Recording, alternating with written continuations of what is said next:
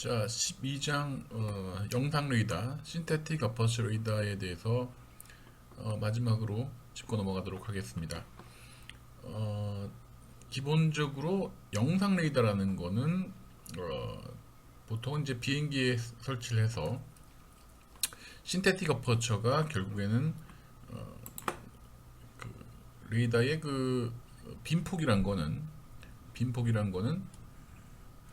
이 레이더의 크기와 관계가 있다고 했죠. 크기에 결국은 이제 정의가 된다고 했는데 주파수가 일정한 경우에서 지상은 이제 우리가 예를 들면 이렇게 여기 높은 게 있고 여기 낮은 게 있고 높낮이 즉 어떤 방향으로 전파를 쐈을 때 가까운 것과 먼 것을 우리가 구분할 수가 있어야 되겠죠. 그래서 이런 것들을 전부 다 종합을 했을 때 우리가 어떤 지상에 있는 이렇게 그림이 나오겠습니다.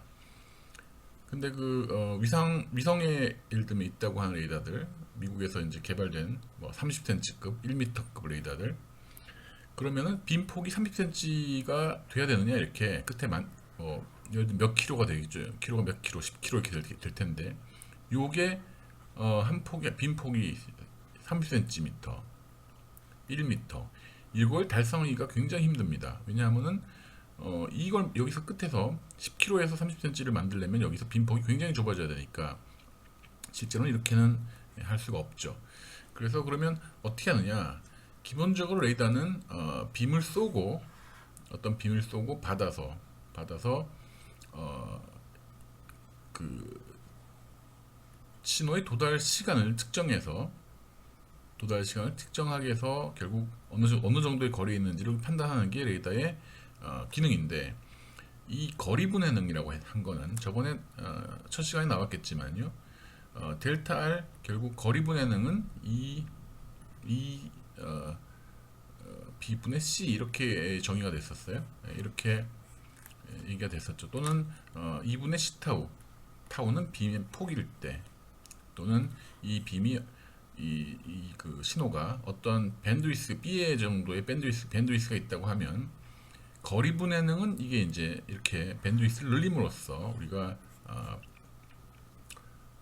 분해능을 훨씬 더 좁게 만들 수가 있죠. 보통 그 영상 레이더 같은 경우는 몇백 메가헤르츠 정도 또는 그 이상의 빈폭을 가집니다.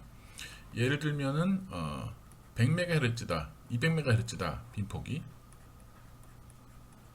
이 경우에는 주파수가 델타 R이 어떻게 될까요? C가 3 곱하기 18승이고요.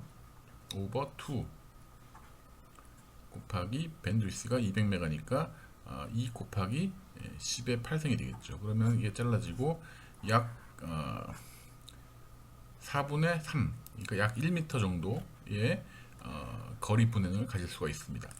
자, 그러니까 우리가 레이더가 비행기가 이렇게 있을 때요, 여기 이렇게 쐈을 때 지상이 물론 이제 이 각도에 따라서도 물론 차이가 있을 수가 있죠. 왜냐하면 거리 분해능이라는 거는 이렇게 빔을 쏘기 때문에 비행기가 만약에 앞쪽으로 진행을 한다고 하면 이게 지상일 경우에 이 각도에 따라서도 분해능이 바뀔 수가 있습니다. 왜냐하면은 우리가 이 거리 분해능, 요 각도가 지금 바로 얘기하는 게 델타 R이 되는 거고요. 요 각도에 따라서 지상에는 같은 거리라고 하지만 훨씬 더 거리가 늘어날 수가 있습니다. 요 거리보다 지상 거리가 더 커질 수가 있죠. 그거는 요 각도의 사인 값과 코사인 값을 적절히 조정해 줌으로써 이 델타 R보다는 좀 커지겠지만 아무튼 거의 상관되는 거리 분해능이 나오겠습니다. 이걸 위에서 보면요, 비행기가 이렇게 있다고 하면은, 이렇게 뭐 간다고 하면요, 영상 레이더가, 그래서 이렇게 빔을 쏘면, 옆으로 쏘면 이 거리 분해능은 이렇게 작게 만들 수가 있죠. 밴드위스만 늘리면 작게 만들 수가 있는데, 그러면 여기 있는 거와 여기 있는 거 어떻게 구분하냐, 지금 그 얘기를 하고 싶어요. 두 가지 분해능, 즉 거리 분해능과 각도 분해능, 얘를 또 상당히 줄이는 게 큰 이슈 중에 하나가 되겠습니다. 두 가지 이슈가 있는데요. 각도 분해능에는요, 좀 더 내려가 보면은 지금 이렇게 그림이 나와 있는데 이거는 수식으로 지금 얘기하는 것보다는 직접 설명하는 게 좋을 것 같습니다. 레이더가 전에 했을 때는 상황이 좀 다른데, 이렇게 어레이가 이렇게 있었고요, 여기 타겟이 있었어요. 그래서 어느 한 점에서 이렇게 빔을 어느 한 센서가 전파를 쏘고, 모든 여기서 나오는 게 좀 같은 위상이죠, 이 라인이요. 예. 그래서 이 녀석들이 받는 신호만 가지고 우리가 이 각도를 구한다든지 아니면 어떤 프로세싱을 했습니다. 그 얘기는 이 라인이 지금 같은 위상을 갖는다고 보는 거죠. 직각이 되면요. 자, 이 영상 레이더는 약간 상황이 다른데요. 만약에 빈게 이렇게 있다고 하면요, 여기에 이렇게 배에 센서가 이렇게 있다. 그럴 경우에는 지상에 어떤 타겟이 있는 경우에, 다시 그림을 그려보면 이렇게 어레이가 비행기에 붙어 있고요, 지상에 타겟이 여기 있다라고 하면은, 이 경우에는 이 녀석도 빔을 쏘고요, 각각 센서가 다 빔을 다 쏩니다. 그래서 받게 되죠. 자, 그러면 전에 했을 때와 차이가 뭐냐 하면, 이 녀석과 이 녀석의 위상차는 결국에 어떤 각도가 이제 타깃과 각도, 여기 세타라고 치면요, 전에는 쐈다가 한 곳에 쐈다가 맞고 나오는 것만 우리가 고려를 하는데, 이 경우는 쏘는 것까지 같이 고려를 합니다. 그러니까 센서에서 같이 전파를 쏘게 되는 거니까요, 각각 센서에서요. 그래서 갈 때 올 때가 두 번 이 딜레이를 겪게 됩니다. 여기서 땅 쏘았다가 갔다 오는 거는 요만큼 더 추가되고 올 때도 추가가 되니까 여기가 두 배의 딜레이가 있다고 볼 수 있겠어요. 여기서는 마찬가지로 네 배의 딜레이가 있는 거죠. 여기 두 번 갔다 두 번 가고, 다시 올 때 두 번 가고. 네, 그래서 거리가 실제로 여기 D라고 하더라도 두 배의 D에 해당하는 효과를 볼 수 있다. 전에 했을 때 2파이 아니죠. 저번에 했을 때 이렇게 그냥 센서가 하나가 아니고 어레이가 이렇게 있을 때 동시에 이렇게 라인이 전부 이제 같은 위상이다라고 보고 했을 때는 사인 2파이 D 오버 람다 사인 세타, 이가 없어졌죠. 이게 n이 들어갔었고요. 네, 이렇게 됐었습니다. 오버 사인 파이 d 사인 세타 오버 람다, 이렇게 공식이 됐던 걸로 기억을 하는데요. 여기 n이 들어갔다는 차이가 있고요. n이. 자, 근데 이 경우에서는 두 번 이걸 겪으니까 결국에는 d가 2d가 돼서요. 이렇게 여기 이렇게 곱해주면 되겠습니다. 물론 커지니까 빈폭이 어떻게 될까요? 빈폭이 반으로 줄겠죠. 거의 반으로 줄 것 같습니다. 왜냐하면 이 D가 전에는 하나였는데 지금은 2D의 효과를 가지니까요. 그래서 왕복일 때 두 번 겪는다, 딜레이를. 그래서 여기 보면은 지금 교과서에서도 보면 똑같은 얘기죠. 그러니까 두 번 겪는다고 해서 앞에 그 식과는 다르게 이렇게 지금 표시가 되어 있습니다.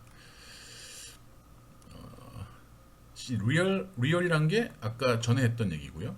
지금 신테틱이란 게 두 번 겪으니까 빈폭이 더 작아졌다. 지금 그 얘기를 여기서 그림을 보여주고 있습니다.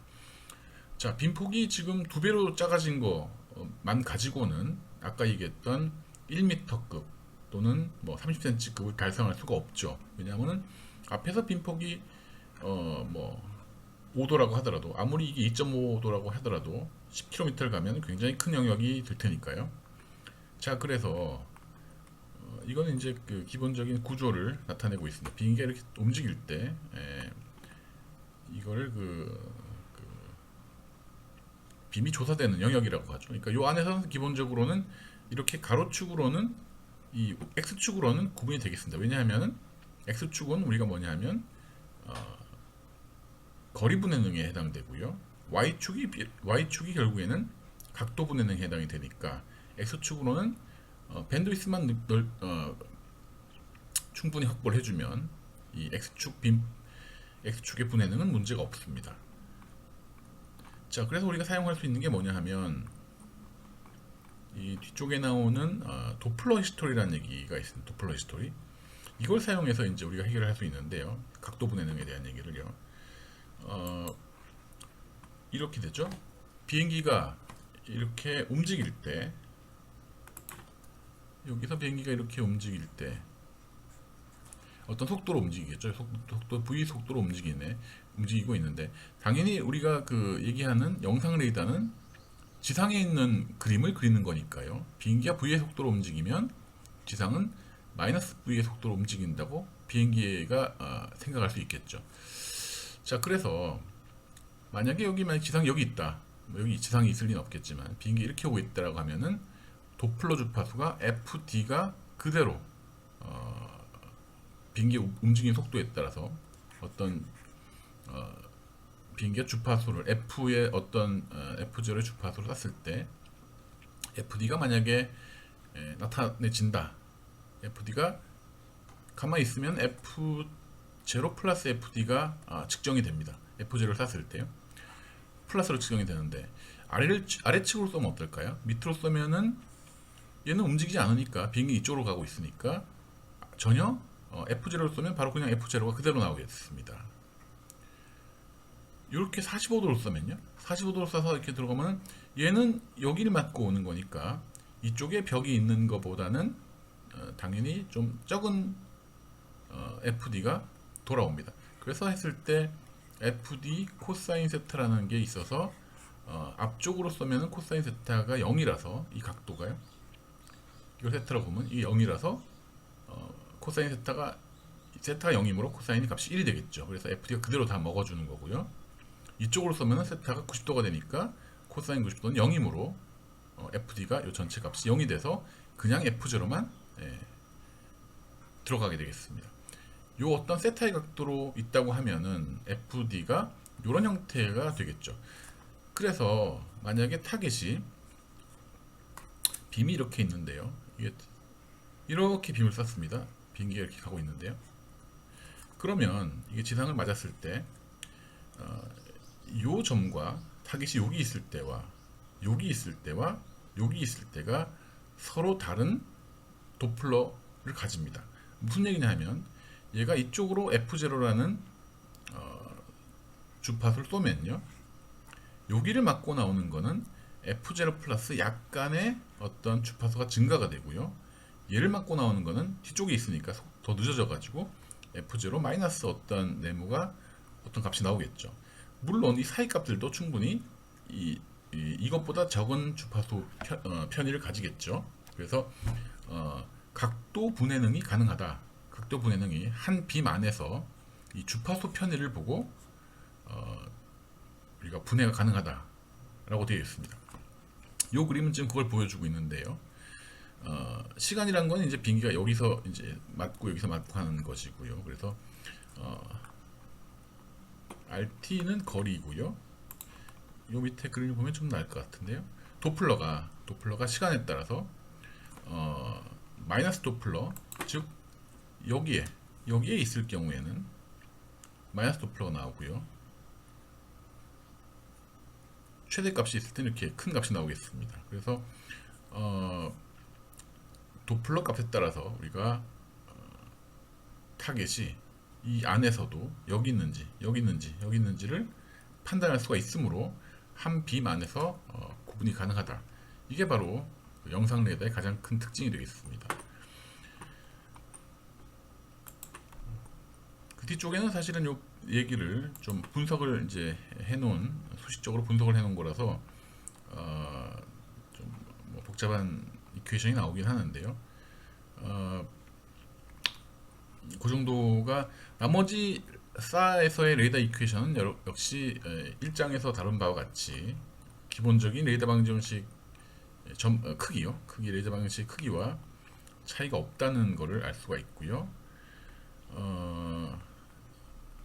싸에 대한 거는 뭐 요 정도로. 그러니까 기본적으로 레이더는 전파를 보내고 받는 건데 지상이 이렇게 있다고 하면 지상에서 어떤 물체들이 이렇게 있을 때, 또는 물체들이란 건 결국 높낮이가 되겠죠. 이게 높고 낮고 더 낮고 이렇게 되는 거기 때문에 맞고 나오는 시간을 우리가 측정을 하면은 이게 높고 낮으면 우리가 알 수가 있는 것이고, 이 안에 한 빔 안에서의 각도 분해는 이 도플러를 가지고 우리가 분해를 할 수 있다 하는 게 싸 레이더의 특징이 되겠습니다. 그래서 각도 분해는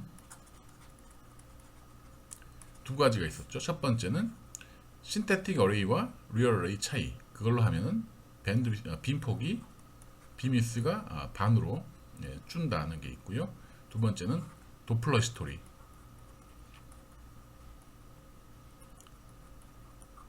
도플러 히스토리라고 하는데, 이걸 가지고 더 작게 분해능을 만들 수가 있고, 거리 분해는 역시 기존 레이더와 유사하게 2B분의 C, 이걸로 거리 델타 R 분해능을 우리가 밴드위스를 늘림으로써 이룩할 수가 있습니다.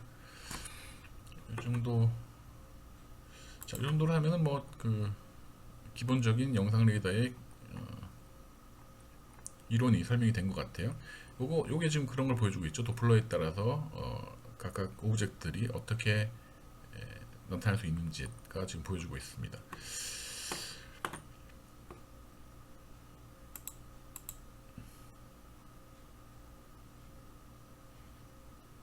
자, 간단하게 영상 레이더의 내용을 마치고, 마지막 파이널 이그잼은 얘기한 대로 6월 17일인가요? 네, 그때 보도록 하겠습니다.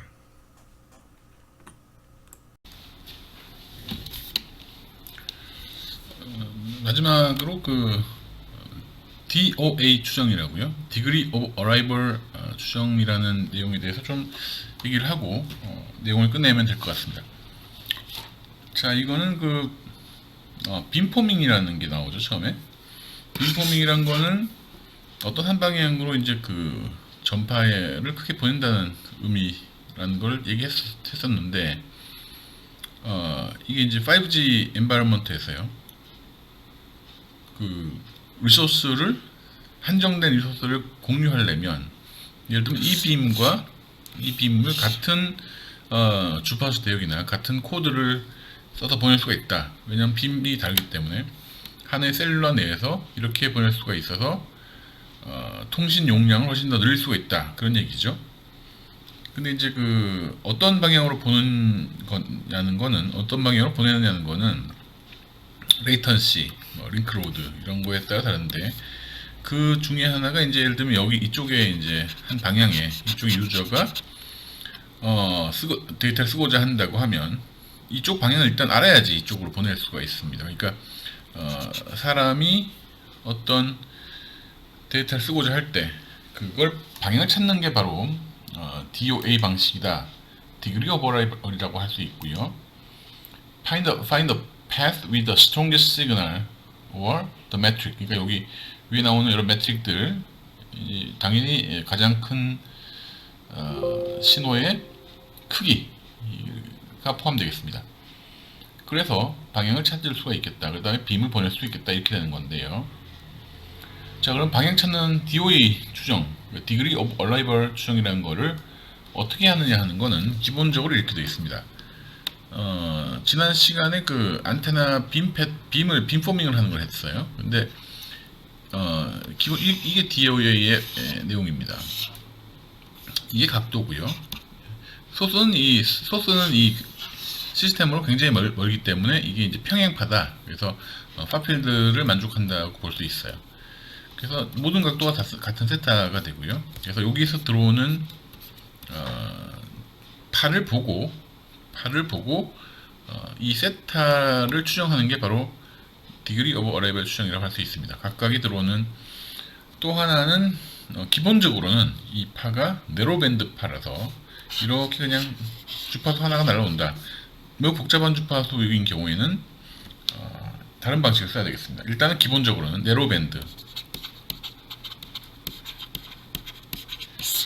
대역 주파 협대역이다 대역이. 그래서 이런 파가 날라오고, 그러면은 그 여기 측정되는 값에 따라서 예를 들면 이렇게 파가 날라오면은 여기가 측정이 될 거고, 여기는 좀 더 가가지고 이렇게 더 가서 탑이 측정될 거고, 이런 식으로 값이 전부 다른데 요 값들을 찾아서 이제 진행을 한다는 얘기인데, 사실은 이거는 두 개의 센서만 있으면요. 왜냐하면 전에 했다시피 여기가 요 첫 번째 들어오는 게 만약에 A라고 들어오면, A라는 볼테이지가 들어온다고 하면, 두 번째 들어오는 거는 기억이 날지 모르겠지만 A2의 J 2파이 D 오버 람다 사인 세타, 이 세타가 이 각도일 경우에가 들어옵니다. 그래서 D는 요 센서들의 간격이 되겠고요. 람다는 우리가 이 파장의 람다 한 파장, D는 나왔고 사인 세타, 즉 요 값을 알면은 요거가 있기 때문에 이걸 알 수 있죠. 그래서 이제 이 각도를 알 수 있는데, 실제로는 두 개만 사용하진 않고요. 왜냐하면 두 개만 사용하면 노이즈에 너무 민감합니다. 그래서 어레이를 보통 뭐 몇십 개 또는 10개 이상을 사용을 하는 경우가 꽤 많습니다.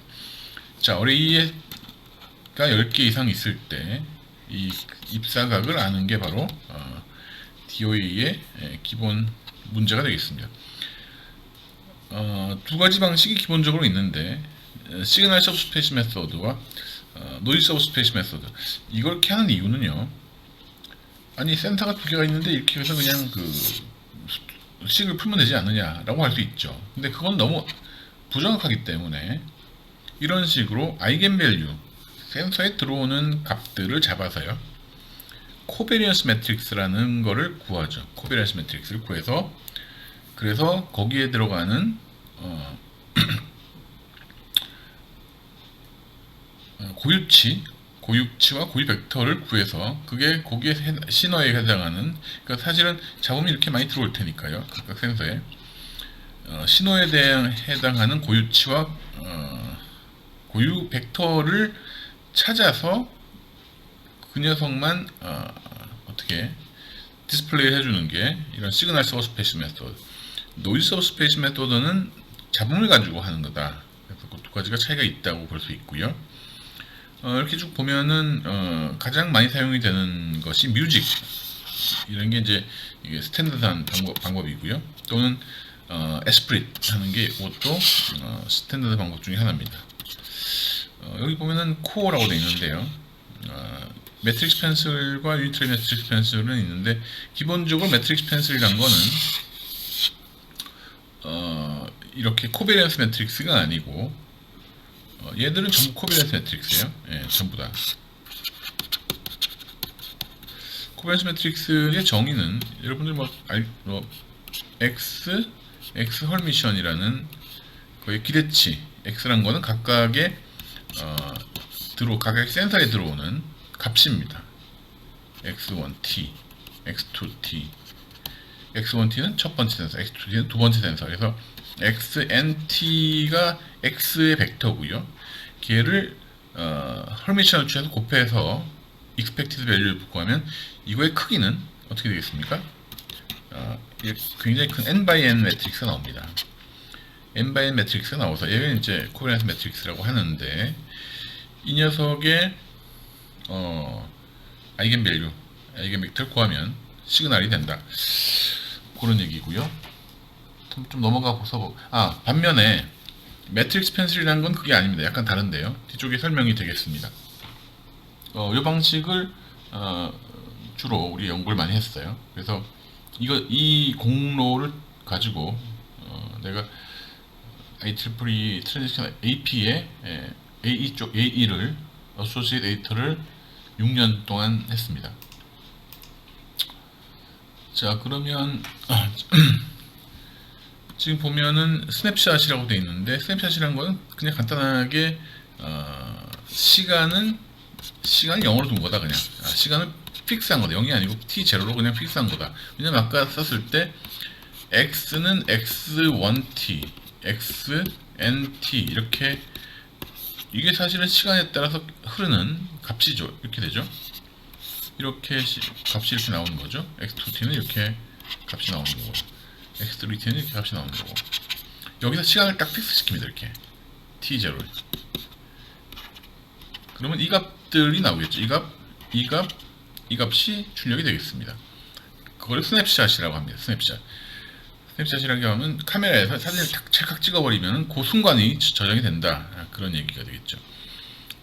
지금 여기서는 X로 되어 있는데 여기서는 Y로 되어 있습니다. 같은 겁니다. 센서의 출력을 Y라고 뒀습니다. 그리고 스티어링 벡터라고 있어. 스티어링 벡터. A라고 보는 거는 어떤 경우는 이게 사인 이렇게 지금 센서가 이렇게 있을 때 이 각도를 하면 코사인이고요. 이 각도를 하면 사인입니다. 그 차이가 있는데 아마 이 자료에서는 이 각도를 한 것 같아요. 사인 코사인은 큰 문제가 아닙니다. 그래서 이게 스티어링 벡터라고 해서 i가 있고요. 여기 i가 같이 붙어 있죠. 그래서 첫 번째 거는 이게 i가 1부터 n까지 쭉 올라가면 되겠습니다. 그래서 이게 룩 앵글, 스티어링 벡터, 스티어링이라는 게 뭡니까? 조향이죠, 조향. 네, 조향. 이게 전에도 했다시피 이렇게 어레이가 있을 때 여기다가 조향 벡터를 곱하면 어떻게 됩니까? 여기다가 각각 조향 벡터를 곱해요. 그래서 다 더했죠, 그때. 여기서 A1, A2, A3. 그러면은 요 각도에 따라서 우리가 세타가 만약에 30도일 때는 30도에 대한 방향으로 이렇게 빔이 포커스가 됩니다.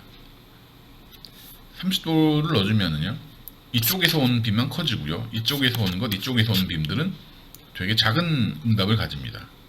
만약에 세타가 30도이고 이렇게 우리가 이게 전에 했었던 저번 시간에 했었던 디지털 빔포밍이었습니다. 자, 어쨌거나 스티어링 벡터는 이렇게 정의를 했을 때 아까 코베리언스 매트릭스는 이렇게 되고요. 만약에 기대치가 이제 이게 시간에 관한 기대치인데 기대치가 하나밖에 없다. 그러니까 K가 하나밖에 없다고 하면요. 싱글 스냅샷이다 라고 하면 단순하게 이렇게 되겠죠. 별 뭐 할 수가 없습니다. 기대값이 그냥 값입니다. 그래서 이렇게 코베리언스 매트릭스를 구할 수 있고요.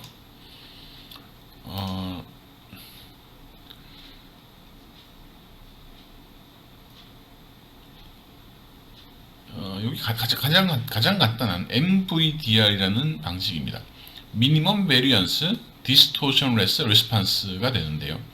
요거는요, 사실은 요거는 푸리에 방법과 같은 겁니다. 왜냐하면 이거는 분의 1이라고 되어 있지만 사실은 이게 R이 인버스죠, 그죠? R이 인버스니까 얘는 기본적으로 푸리에와 같은 성질을 가집니다. 그러니까 빔폼이 이렇게 되는 경우죠. 30도에 만약에 있다 라고 하면은 30도에서 이렇게 레스판스가 커지는 이런 형태가 되겠습니다. 이렇게. 그러니까 우리가 디지털 빔포밍을 할 때 그냥 곱했어요. 아까 그림에서 같이. 근데 그게 사실은 푸리에 변화를 하는 거와 같은 효과를 가지게 되고요. 그래서 이 과정이 사실은 요거와 되게 유사한, 이 결과보다 더 좋지가 않습니다. 같은 결과를 보여줍니다. 가장 기본적인 방식, not very accurate, 정확하지 않고요. 맥시멈을 구하기 위해서 스캔을 해야 된다. 즉 다시 얘기하면 방향이 만약에 이쪽에서 만약에 들어온다라고 하면은 이거를 찾기 위해서 모든 각도를 전부 다 스캔해서 여기 딱 맞춰지면 그때 이렇게 값이 커지는 거다 이거죠. 다른 쪽에 전부 값이 이렇게 작습니다. 그래서 needs to scan to get the maximum 이렇게 되어 있습니다. 매트릭스 인버전이 필요하다. R의 인버스가 필요한 거죠. 이건 상당히 약점이 되는데요. 왜냐하면 R이 보통 큰 경우에는 이 계산한 경우가 보통 n의 3승 정도의 오퍼레이션 카운트를 가집니다. 오퍼레이션 카운트란 거는 곱셈의 개수인데요. n의 3승이면은 n이 만약에 꽤 큰 경우에는 이 값이 상당히 클 수가 있다. 그래서 역행열 구하는 거는 시간이 많이 걸린다고 기본적으로 알려져 있습니다. 네, 그래서 MVDL은 가장 기본적인 방법이 되겠고요. 두 번째 뮤직 방식이라는 건 이렇게 되어 있습니다. 우리가 그 코베리언스 매트릭스가 있는데 이 녀석이 아이겐 벡터를 구합니다. 즉 고유 벡터를 구하면요 이렇게 분리를 할 수 있어요. 고유 벡터 오브 R 코베리언스 매트릭스의 고유 벡터를 구하면 자 첫 번째 게 신호야. 신호 보통 신호를 나타냅니다. 해보면요 신호가 나오고요. 두 번째부터 전부 다 나머지가 뭐냐 하면은 신호가 하나가 있는 경우에 하나가 나오고요. 나머지는 노이즈입니다. 노이즈. 이거의 특징은요. 신호 벡터와 노이즈 벡터를 곱하면 값이 0이 나와요. 곱한다는 얘기는 무슨 얘기냐? 이거 곱하기 이거 곱하기 이거. 내적이라고 할 수 있죠. 내적. 이너 프로덕이라고 하는데 내적을 하면 다 0이 나옵니다. 그러니까 얘랑 얘랑 하면 0. 얘랑 얘랑 해도 0. 얘랑 얘랑 해도 0이에요. 왜냐하면은 고유 벡터라는 게 그 직교성을 가집니다. 그러니까 이게 지금 얘가 첫 번째가 신호 이게 V1이고요. 얘가 V2 이렇게 쭉 가죠. VN까지 가죠. 얘가 첫 번째 신호고요. 얘는 전부 다 노이즈. 인 경우에 신호가 하나밖에 없는 경우 이렇게 나오고요. 신호가 두 개 있는 경우에는 아마 여기 두 개가 이렇게 나올 거예요. 하나밖에 없는 경우 이렇게 됩니다. 자 그러면은 이 서로 각각의 벡터들은 전부 직교합니다. 그러니까 V2와 VM을 내적을 하면 0이 나옵니다. V1과 V2도 0이 나오고요. VM과 VN을 내적을 해도 0이 나옵니다. 네. 그렇기 때문에 신호라는 게 있으니까 지금 여기서 우리가 A는 아까 뭐였어요? 스티어링 벡터입니다. A1 세타. 스티어링 벡터와 V를 이게 내적이거든요. 지금 한 게 내적이니까 V가 어떻게 됐습니까? 지금 M 플러스 1부터 N까지입니다. 그러니까 2부터 N까지 만약에 M이 만약에 신호의 개수라고 하면 M이 신호의 개수다. M이 라고 하면 M 플러스 1이니까 신호가 아니죠. 그 다음 거부터니까 2부터 N까지와 뭘 합니까? A를 곱합니다. 2부터 N까지 A를 곱한다는 얘기는 A 세타가 만약에 우리가 진짜 A가 신호다 이렇게 있을 때 이게 신호인데 시그널 우리가 이것도 스캔 방식인데요. A를 여기서부터 처음부터 세타를 봐요. 세타를 여기 탁탁 0도부터 180도까지 이렇게 돌립니다. 이렇게 0도일 때 얘는 신호가 아니죠. 10도일 때 신호가 아닙니다. 신호가 아니기 때문에 A와 노이즈를 곱하면은 어떤 값이 나옵니다. 신호일 때는 어떻게 되겠어요? 아까 얘기한 바와 같이 신호일 때는 얘와 얘를 곱하면 0이 나옵니다. 신호가 아니면 어떤 값이 나와요. 그러니까 이거의 절대값 제곱이니까 크기 제곱이니까 아마 그 실수값만 뽑아내겠다는 얘기죠. 그러므로 어떤 값분의 1 하면은 또 웬만큼 값이 나오죠. 큰 값이 안 나옵니다. 조그만 값이 나옵니다. 만약에 세타가 신호가 됐다. 이 세타가 A가 AH 세타가 신호가 됐을 경우에 그때 VI와 곱하면 0이 나오죠. 0분의 1은 값이 큽니다. 그래서 이거에 대한 값을 보면은 이렇게 피크가 팍 이렇게 나옵니다. 세타에서요. 예. 아까 했던 거는 이렇게 그냥 이렇게 나왔는데, 그렇죠? 이렇게 나왔는데 얘는 굉장히 크게 피크 하나가 샤프하게 나옵니다. 이 방식보다 뮤직 방식이다. 멀티 시그널 클래시피케이션, 멀티 시그널 클래시피케이션의 약자가 되겠습니다. 이 방식이 사실은 가장 애용되는 방식, 또는 만약에 여러분들이 어떤 방식을 개발했다라고 하면 이 방식과 비교해서 우위를 점하면 좋은 방식이다 이렇게 얘기를 할 수 있습니다. 그 다음 방식은 루트 뮤직 방식이라고 있는데요. 이거는 뭐냐 하면 상당히 업그레이드가 된 방식인데, 원래 이거였죠. 이게 뮤직 방식이었는데 이 내용을 가만히 보니까 이걸 전개를 해봐요. 전개를 해보니까 이런 식으로 전개가 되면서 다항식이 되면 다항식이 Z의 다항식이 됩니다. Z란 건 이거죠. 이거가 Z일 때 I 빼고요. Z일 때 i를 곱하면 이렇게 되는데 Z의 다항식의 형태가 된다. 그래서 다항식은 어떻게 풀 수 있냐면 그 다항식은 그냥 값을 구할 수가 있습니다. 많은 방식들에 의해서 여러 가지 방식들에 의해서 다항식의 해는 그냥 바로 구할 수가 있어요. 그러니까 뮤직은 각도를 다 스캔을 했는데 0부터 탁탁탁 스캔을 했는데 이거는 값이 그냥 Z가 바로 튀어나옵니다. 다항식의 솔루션이 이게 되므로. 그래서 루트 뮤직 근을 구한다는 얘기죠. 근을 구해서 뮤직을 쓴다는 얘기입니다. 다항식의 근을 구하는 거니까. 만약에 우리 그 뮤직 방식에서 우리 실제의 각 세타가 실제의 각도가 20.2481도가 우리 세타인데 우리는 스캔을 이렇게 하지 않고요. 1도씩 하는 경우에 0부터 탁탁 스캔을 하는데 20.2481이니까 20도도 아니고 21도도 아니죠. 그러니까 실제로는 20도와 21도 사이 이런 식으로 아마 출력이 될 텐데요. 20도, 21도. 그러니까 만약에 세타가 20도 딱 나오면 20도에서 팍 피크 나오고 끝나는데 21도까지 지금 이거는 같이 연결된 거죠. 이런 경우에는 뮤직 방식보다 루트 뮤직 방식이 훨씬 더 유리하다. 왜냐하면은 Z를 그냥 구해버리니까 세타가 바로 튀어나옵니다. 여기서 이 식에서요. 네, 이 값을 아는 경우에는 세타가 바로 튀어나올 수가 있습니다. 그래서 루트 뮤직 방식이 더 유리하다는 거 스캔을 할 필요가 없으니까요. 유사한 방식으로요. 피사렌코 방식도 역시 VN이 노이즈입니다. 근데 노이즈는 스몰리스트 아이겐밸류를 가진 것만 한다.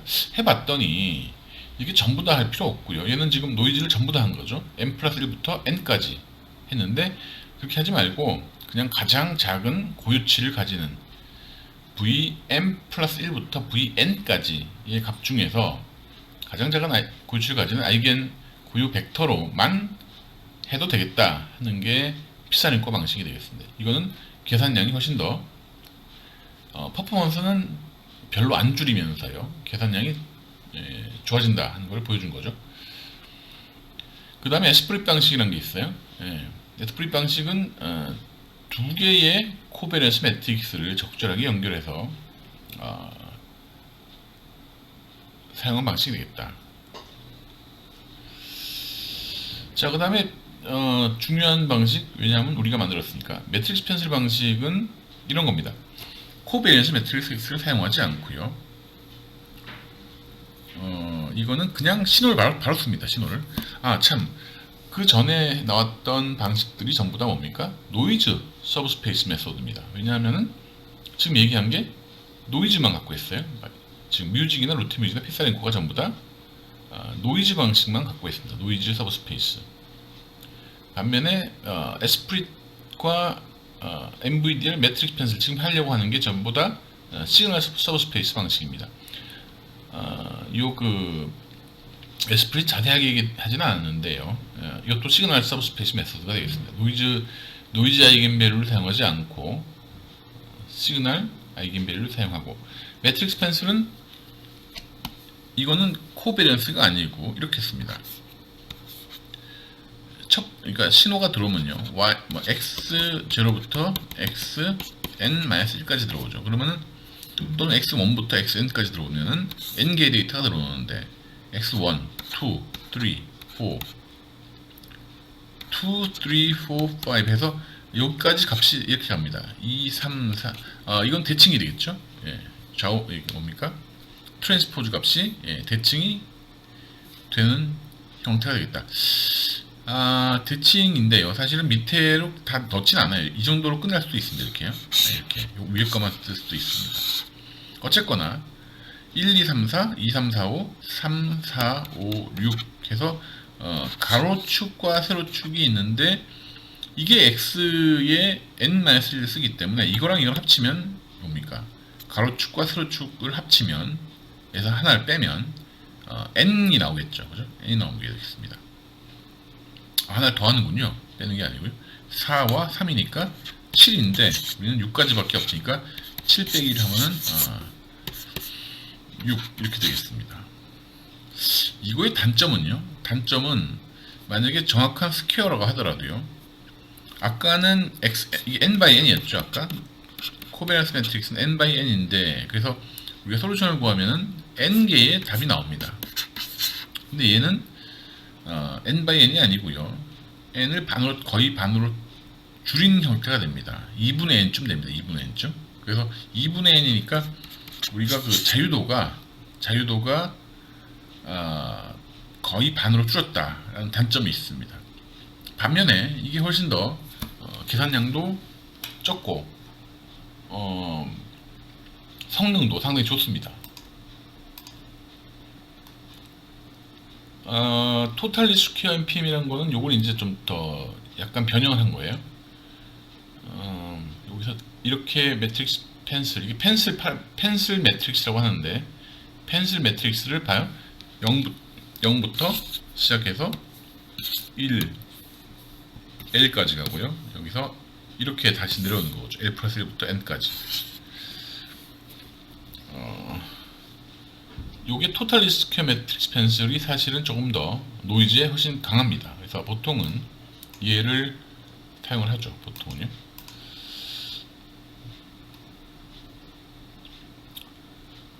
유니터리 NPM이라는 거는 이제 여기서 발전된 건데요. 그래서 2차원에도 사용할 수 있다, 그런 얘기입니다. 유니터리 NPM의 계산 과정이 이 논문에서 이제 갖고 온 건데, 이렇게 되어 있어요. 각각의 알고리즘 특징들을 했고요. 알고리즘은 이렇게 특징이 크레이머 라우 로어 바운드가 높다, 이렇게 되어 있죠. 높으면 좋나요? 이 크레이머 라우 로어 바운드는 어떤 알고리즘, 어떤 문제가 있을 때 물리적으로 성취할 수 있는 가장 좋은 값을 얘기합니다. 낮으면 좋아요. 이거는 낮으면 좋다. 이건 베리언스요. 왜냐하면은 기본적으로 베리언스 큰 거는 우리가 원하지 않습니다. 어떤 값을 구했을 때 베리언스가 작은 게 좋아요. 왜냐하면은 그만큼 틀릴 확률이 없다는 얘기니까. 어쨌거나 그래서 그 이유는 2차 스태티스틱을 사용한다는 단점이 있습니다. 왜냐하면은 XX 헐미션을 사용해서 기대치를 구하기 때문에 2차가 되고요. NPM이나 유니터리 NPM은 1차죠. 왜냐하면 그냥 X를 갖다가 이렇게 바로 쓰니까. 단점은 얘는 그 자유도가 디그리 오브 프리덤이 좀 작아졌다 하는 단점이 있고요. 얘는 디그리 오브 프리덤이 높다는 장점이 있습니다. 얘가 좀 더 이게 사실은 더 부정확하다는 얘기죠. 하이라는 얘기가. 또 하나의 장점은 와이드 센시테이셔너리가 가정된다. 무슨 얘기냐? 아까 그 코베리언스 매트릭스를 계산할 때 이렇게 썼었어요. 이렇게. 그러니까 x 사실은 xt의 헐미션, 얘는 벡터고요. 이 얘기 기대치를 구한다는 얘기는 이 t가 아까는 스냅샷을 사용했긴 했지만 일반적으로는 이렇게 되는 건데 t 시간이 움직이는 동안 이 구간에서는 다른 거는 움직이면 안 된다 이겁니다. 그러니까 다른 게 일어나면 안 된다 이거죠. 현실에서는 이런 게 없습니다. 와이드 센시테이셔널이라는 게 현실에서는 존재하지 않죠. 왜냐하면 내가 측정을 하는데, 어떤 걸 측정을 하는데 옆에 TV가 갑자기 TV를 켤 수도 있고, 어떤 경우는 옆에서 전화를 할 수도 있고, 어떤 경우는 컴퓨터가 켜질 수도 있고, 번개가 칠 수도 있고. 그러므로 어느 시간 동안 모든 환경이 변하지 않는다고 하는 건 잘못된 가정입니다. 와이드 센스 스테이셔너리, 스테이셔너리를 가정해야 사실은 모든 이제 일들이 해결이 될 텐데, 왜냐면 아까 한 거하고 내일 한 거하고 어제 한 거하고 결과값이 다르다고 하면 우리는 이제 그 시스템을 믿을 수가 없는 건데, 실제로는 다르겠죠. 어제 한 거하고 오늘 한 거 똑같이 쓸 수가 없습니다. 똑같이 결과가 나올 수가 없습니다. 근데 이제 그거를 똑같다고 가정을 하고 이제 우리가 일을 하는 건데요. 근데 반면에 NPM은 이게 스냅샷만 사용합니다. 스냅샷만. 그러므로 어제 한 거나 오늘 한 거나 결과는 다를 수는 있으나 그게 기대치 평균치를 내는 게 아니기 때문에 이게 훨씬 더 이론적으로 정확한 방법이다 이렇게 얘기를 할 수 있습니다. 얘는 어제 한 거 오늘 한 걸 같다고 보고 얘기를 하는 거고요. 얘는 어제 한 거 오늘 한 거 다 다르다. 왜냐하면 스냅샷을 사용하기 때문에 그런 장점이 있습니다. 요거는 이제 시뮬레이션을 해본 결과예요. 두 개의 신호가 있을 때 여기서 베타를 구하는 건데요. 그러니까 사실은 이게 코사인 2파이 ft f0t를 이 주파수를 얼마나 정확하게 구하느냐 그것과도 연결이 되어 있습니다. DOA를 구한다는 DOA 추정이라는 거는요. 이거는 지금 이렇게 공간에서 방향을 추정하는 거잖아요, 지금. 이거나 정확하게 2의 j 2파이 f0t에서 이 f0를 구하는 거나 시간축에서 이 주파수를 구하는 거나 공간축에서 각도를 구하는 거나 시간축에서 주파수를 구하는 거나 정확하게 같은 물리적인 수학적인 값이 되겠습니다. 그러므로 DOA를 구하는 거나 주파수를 구하는 거나 같다 이거죠.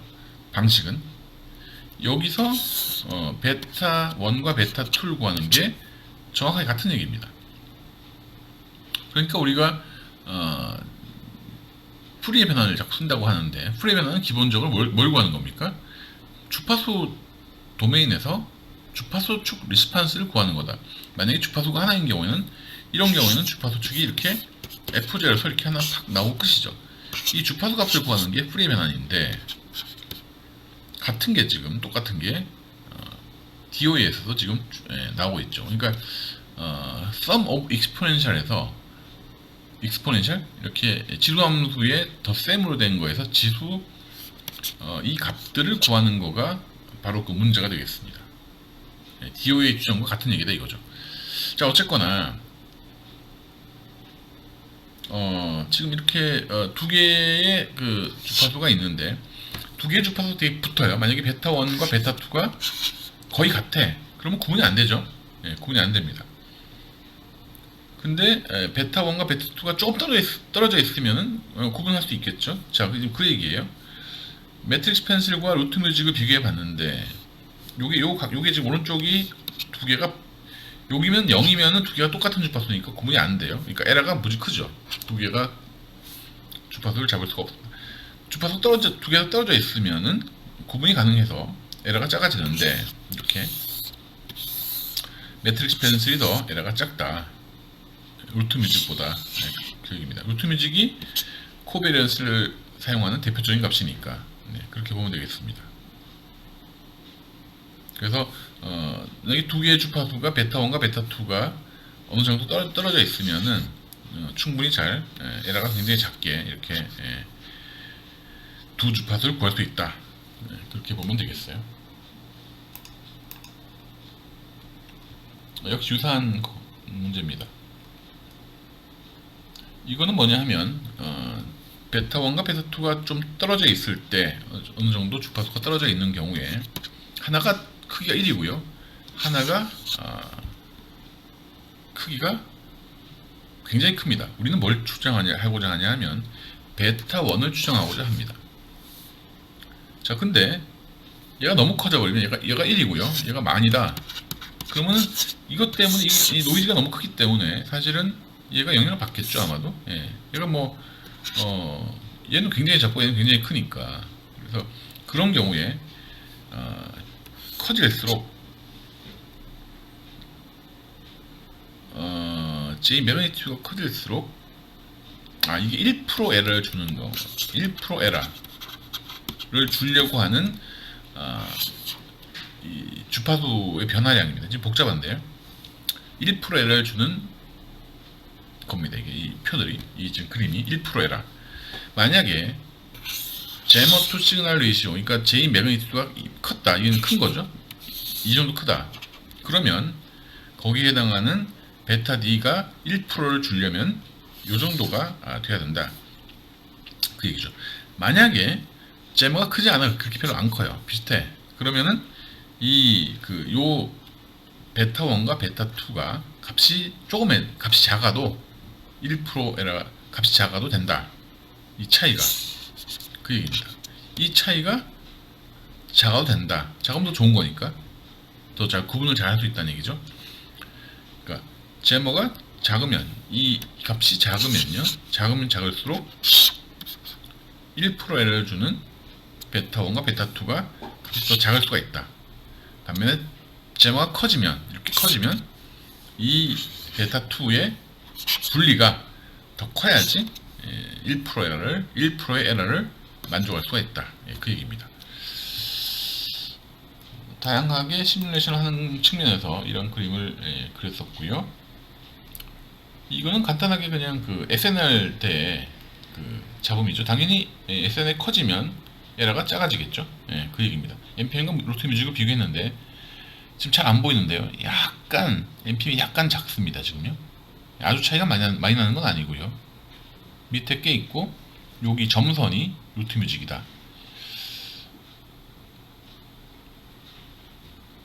이거는 그 시간이네요. 시간 비교를 해봤더니 이거는 유니터리 NPM과 NPM을 비교한 거군요.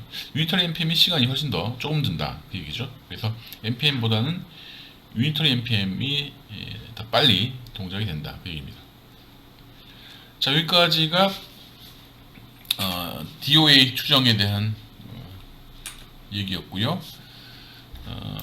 우리 레이더 수업 마지막